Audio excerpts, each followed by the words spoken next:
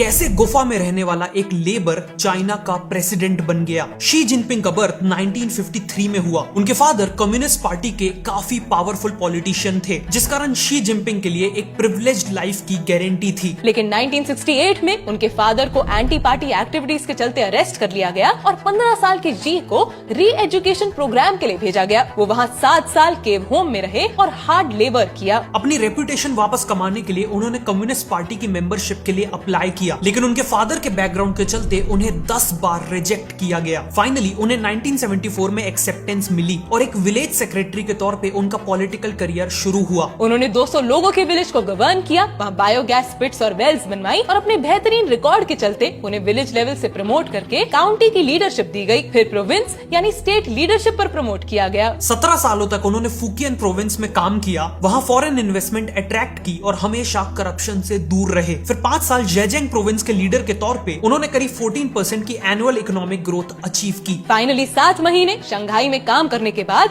उन्हें 2006 में central leadership में शामिल किया गया और उसके बाद सिर्फ 6 साल बाद 2013 में वो चाइना के प्रेसिडेंट कम्युनिस्ट पार्टी के टॉप लीडर बन गए। तब से लेकर अब तक उन्होंने चाइना की इकोनॉमी, मिलिट्री और ग्लोबल इन्फ्लुएंस को तेजी से बढ़ाया है, लेकिन साथ ही करप्शन केसेस का यूज करके पार्टी से अपने ऑपोजिशन को एलिमिनेट कर दिया, हांगकांग की ऑटोनॉमी खत्म कर दी, सेंसरशिप और सर्विलेंस बढ़ा दिया और एसेंशियली चाइना के बिगेस्ट डिक्टेटर बन गए। ऐसी और वीडियोस के लिए हमें फॉलो करिए।